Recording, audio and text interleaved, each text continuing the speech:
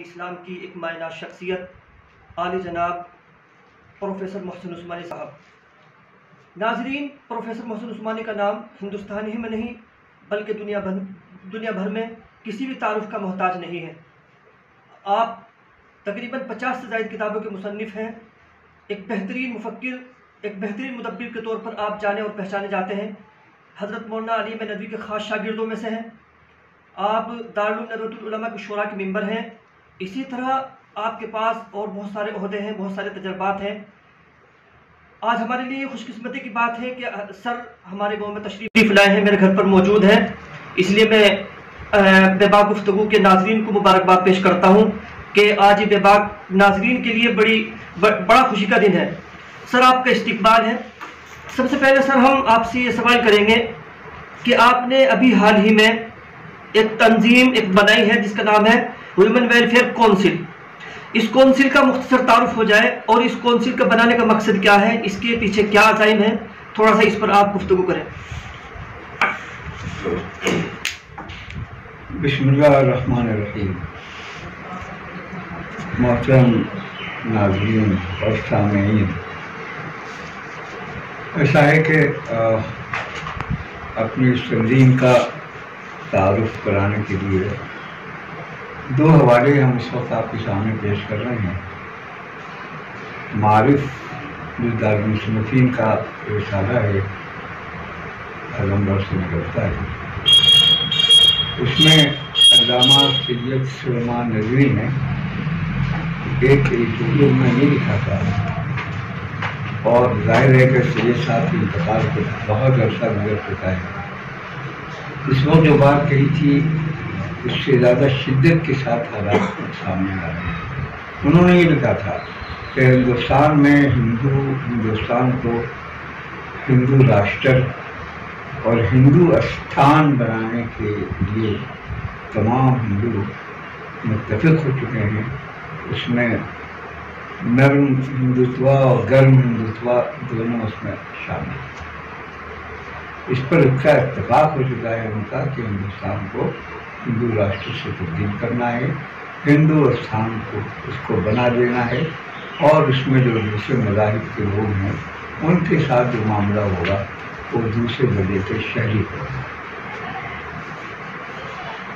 اس سے جو ہندوستان کی فضا ہے اور جو صورتحال ہے اس کو پورے طور پر روشن کریں۔ ہم بہت سی اس کے علاوہ بھی دلیلیں پیش کرتے ہیں۔ شیخ الحدیث مولانا محمد یونس صاحب مدارالعلوم، ان کی جو سوال نامہ شائع ہوئی ہے، اس میں لکھا ہے کہ مولانا یونس صاحب شیخ الحدیث نے ایک مطلب یہ کہا کہ ہندوستان کے جو حالات ہیں وہ مکی زندگی سے بھی زیادہ سخت ہیں۔ یہاں جو چند قبائل کا معاملہ تھا، یہاں آپ کے خلاف پوری حکومت اور اس کی بہت مسلح طاقتور فوج ہے، اور اس کا اصل مقصد ہی یہی ہے کہ اسلام و مسلمانوں کو اس سرزمین سے ختم۔ تو اب سوال یہ ہے کہ یہ حالات ہیں، یہ تو واضح ہو گیا، اس پر مزید تو روشنی ڈالنے کی ضرورت ہے۔ سوال یہ ہے کہ اس کو کیسے بدلا جائے، حالات کو کیسے مسلمانوں کے اسلام کے فیور میں اس کو ٹھیک کیا جائے۔ اس پر غور و فکر کرنے کی ضرورت ہے۔ آپ بھی غور و فکر کیجیے اور ہم نے بھی غور و فکر کیا ہے۔ یہاں پھر ایک حوالہ دیں گے کیا کرنا چاہیے اس سلسلے میں معارف کے ایک مضمون کا، جو شاید آج سے 50 سال پہلے مولانا مناظر حسن گیلانی نے لکھا تھا۔ مولانا مناظر حسن گیلانی نے یہ لکھا تھا اسپین کے بارے میں کہ وہاں 760 سال تک حکومت کرنے کے بعد مسلمانوں کی حکومت بھی ختم ہو گئی اور ان کو ملک سے نکال بھی دیا گیا۔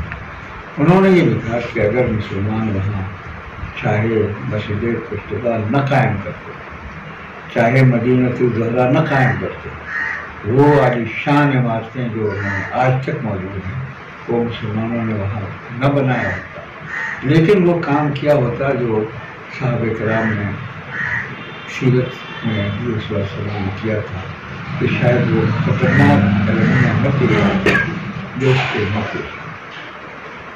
ہمارا کہنا یہ ہے کہ جو عالیشان عمارتیں مسلمانوں نے اسپین میں بنائی تھیں وہی عالیشان ویسی عمارتیں مسلمانوں نے ہندوستان میں بنائی ہیں.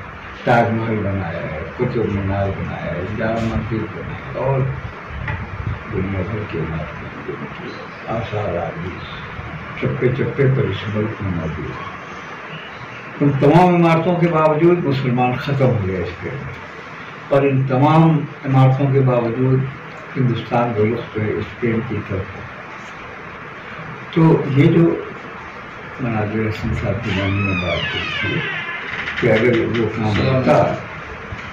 اگر وہ کام ہوتا جو سیرت کی ثابت ہے، جو صحابہ نے انجام دیا تھا اس ملک میں، تو وہ اسپین کو بھی ختم نہیں ہوتا، اور ہندوستان میں یہ کام اگر ہوتا تو ہندوستان میں بھی ایسی خطرناک حالت نہ پیش آتی. اتنی سی بات تھی، اس پر ہم نے سوچا کہ کیا کیا جائے. یہ بات ہمیں ایسا لگتا ہے کہ صرف ہمارے ذہن میں نہیں آئی ہے، جس شخص نے بھی سیرت کا مطالعہ کیا ہوگا اور انبیاء کے کام کا مطالعہ کیا ہوگا، وہ اس نتیجے تک پہنچتا ہوگا کہ ہم نے سینکڑوں سال میں بہت کام کیے، ہر قسم کے کام کیے ہندوستان میں، لیکن وہ کام نہیں کیا جو پیغمبروں نے انجام دیا اور صحابہ کرام نے انجام دیا. اس لیے اس کام کو کرنا ہے.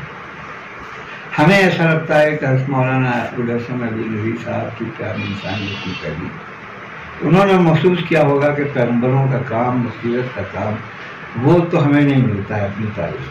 مسلمانوں نے بہت عظیم شان دین کی، علم کی خدمت کی ہے، حدیث کی خدمت کی ہے، تفسیریں لکھی ہیں، لیکن وہ جو دعوت کا کام پیغمبر کرتے ہیں اپنی قوموں میں مشرکین و کفار کے درمیان جو کرتے ہیں، وہ کام ہمارے یہاں نہیں ہے. مسلمانوں کے درمیان میں کام ہوا ہے، مسلمانوں کی بہتری کے لیے اور ان کے مستقبل کو تیار کرنے کے لیے، ان کو دینی تربیت کے لیے کام ہوا ہے. سینکڑوں مدارس قائم کیے گئے ہیں، لیکن وہ پیغمبرانہ کام جو ہوتا ہے کفار و مشرکین کے درمیان کا، وہ ہمارے ملک میں نہیں ہو سکتا. تو ہمیں احساس ہوا کہ مولانا ابوالحسن علی صاحب کو، چونکہ انہوں نے سیرت پر جتنا لکھا ہے شاید ہی علماء کے طبقے میں کسی نے لکھا ہے. عربی میں بھی کئی کتابیں ہیں، اردو میں بھی کئی کتابیں ہیں سیرت سے متعلق. اس کے علاوہ پیغمبروں سے متعلق النبوہ والانبیاء پہ ضوء القرآن ہے، قصص النبیین ہے، وغیرہ وغیرہ. لیکن جو بات ہم اتنی وضاحت کے ساتھ کہہ رہے ہیں کہ یہ کام ہونا چاہیے، مولانا علی صاحب نے بہت سی مسئلوں کے تحت وہ تفصیلات نہیں بیان کی. ہم نے تو یہ کہا کہ ہمیں ہندوستان میں علماء نے بڑی خدمات انجام دی ہیں، لیکن یہ کام نہیں کیا ہے. حضرت مولانا علی صاحب نے یہ بات کبھی بھی نہیں کی. لیکن ہمیں محسوس ہوتا تھا کہ مولانا صاحب کو شدت کے ساتھ اس بات کا احساس تھا، اور قیام انسانیت کی تحریک کا پورا فلسفہ یہ تھا کہ برادران وطن کو مانوس کر دیا جائے اسلام سے اور مسلمانوں سے. مانوس کرنے کا کام کیوں، فوراً دعوت کیوں نہیں؟ ہمیں انہوں نے محسوس کیا ہوگا کہ مکی زندگی میں مشرکین اور حضور صلی اللہ علیہ وسلم اور صحابہ کے درمیان میں قربتیں بھی تھیں، قرابتیں بھی تھیں، رشتہ داریاں بھی تھیں، لسان قوم بھی بالکل ایک تھی. تو وہ دعوت کا پلیٹ فارم وہ موجود تھا جو آپ کے یہاں ٹوٹا ہوا ہے. نہ تو لسان قوم مشترک ہے، نہ وہ قربتیں موجود ہیں، لوگ ایک دوسرے سے بالکل بیگانہ اجنبی موجود ہے. تو وہ پہلے مرحلے میں اس بات کی ضرورت تھی، اور چونکہ احادیث میں خدمت خلق کے کی بہت ساری حدیثیں ہیں، الخلق و عیال اللہ، اللہ تعالیٰ کا کنبہ ہے مخلوق، اور جو تم میں سب سے بہتر وہ ہے جو اللہ کے اس مخلوق کے لیے سب سے بہتر ہو. اس موضوع کے حدیث بہت ہیں. ہمارے خیال میں پہلے خدمت خلق کے ذریعے سے برادران وطن سے رابطہ کر کے ان کے دلوں کو نرم کرنا، اسلام و مسلمانوں کے لیے ہموار کرنا، اور مسلمانوں کی اچھی نیت ان کے دلوں کے اندر پیدا کرنا، یہ کام ضروری ہے. اس لیے کہ دعوت بھی اس وقت بہتر ہوگی کہ آپ کے روابط بن جائیں. سر بات لمبی ہوتی جا رہی ہے، ہم یہ پوچھنا چاہتے ہیں آپ سے کہ ہندوستان کے مسلمانوں نے بحیثیت دعوت کے کیا مکمل طور سے اپنی ذمہ داری کو ادا کیا ہے، یا ان سے کہیں کوتاہی ہوئی ہے؟ یہی کہنے کا مقصد ہے کہ مسلمانوں نے یہاں مسلمانوں کے درمیان میں کام بہت کیا ہے، اور وہ جو اصل دعوت ہے کفر کے، کفار کے درمیان، مشرکین کے درمیان میں اور اسنام پرستی کے خلاف، بالکل شرک کے خلاف وہ کام ہندوستان میں اگر کیا ہے تو بالکل شروع کے صوفیاء کرام نے کیا ہے، اور اس کے بعد بہت 600 سال تک حکومت کی ہے۔ لیکن جب 600 سال حکومت کی تھی آپ نے، اس وقت آپ کے لیے سمجھانا کتنا آسان تھا، اس وقت آپ نے سمجھایا نہیں ان لوگوں کو۔ سر یہ آپ نے قدم اٹھایا ہے ہندو اور مسلمانوں کے درمیان رابطے کے لیے، تو اس رابطے کو آپ کیسے بڑھائیں گے آگے، کیا شکل ہوگی اس کی؟ آپ کے ذریعے بڑھے گا۔ ہمارے جو لوگ ہیں جن کو بات سمجھ میں آئے، جو یہاں بیٹھے ہوئے ہیں، چاہے وہ دلی میں ہوں، چاہے حیدرآباد میں ہوں، یا بمبئی میں ہوں، اس تنظیم کو پھیلانا ہے پورے ملک کے اندر، اور ان کے ذریعے سے اس کام کو پورے ملک میں پھیلانا ہے۔ پہلے مرحلے میں روابط استعمال کر دیجیے، اور اس کے بعد سر دیکھنے میں یہ آتا ہے کہ جہاں مسئلے کی اتنا انتشار ہے کہ ایک دوسرے کو قبول کرنے کو لوگ تیار نہیں ہیں، ذرا ذرا سی بات پر لوگوں پر فتوے لگائے جا رہے ہیں، تو ایسی صورت میں دعوت کا کام کیا آسانی کے ساتھ ممکن ہے؟ اصل میں اسی ذہن کو بدلنے کی ضرورت ہے۔ سارا ارتکاز جو ہے ہمارا اس کام کی طرف اس ملک میں ہونا چاہیے، اور یہ جو بات بات پر جو فتوے دیے جاتے ہیں کفر کے، یہ بات صحیح نہیں ہے۔ لیکن ہماری پوری تاریخ میں ایسے ہوا ہے کہ تفردات پائے گئے، بڑے بڑے علماء کے یہاں تفردات پائے گئے۔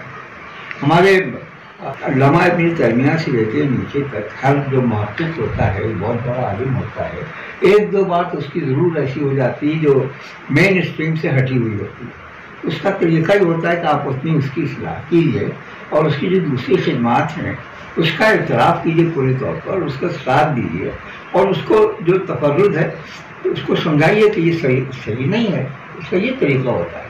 کفر کا فتویٰ دے کر کے الگ کر دینا تو بہت آسان کام ہے، لیکن اس کے ذریعے سے ہندوستان میں دین کی تبلیغ کا کام نہیں ہو سکتا ہے۔ سر لاک ڈاؤن کے اندر جو مدارس تھے، اہل مدارس تھے، ان کی بہت بری صورتحال ہو گئی، اور تقریباً بڑی تعداد میں لوگ مدارس کو چھوڑ کر ادھر ادھر چلے گئے، تو ہم اخلاقی طور پر بہت کمزور ہو چکے ہیں۔ تو یہ اخلاقی زوال جب تک رہے گا جب تک ہم کسی قوم میں لسانی قوم کے تعلق سے یا کوئی دعوت کا کام صحیح طور پر انجام نہیں دے سکتے۔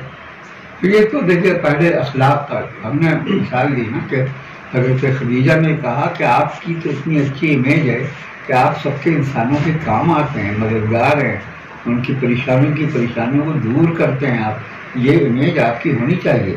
اور جیسے ہمارے فضائل کی کتاب میں فضائل ذکر ہے، فضائل صدقات ہے، وغیرہ وغیرہ، ایک فضائل اخلاق بھی ہونا چاہیے کہ مسلمان اخلاق کے اعتبار سے، کردار کے اعتبار سے اپنی ہم قوم سے، دوسرے قوموں سے زیادہ ممتاز ہے۔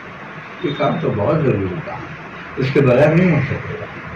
اور خدمت خلق کے لیے بھی ہمیں ایسا لگتا ہے کہ احادیث میں خدمت خلق کے یہ جو احادیث ہیں وہ اتنی زیادہ ہیں کہ بائبل میں بھی نہیں، لیکن خدمت خلق کا سارا کام جو عیسائی کرتے ہیں مسلمان نہیں کرتے۔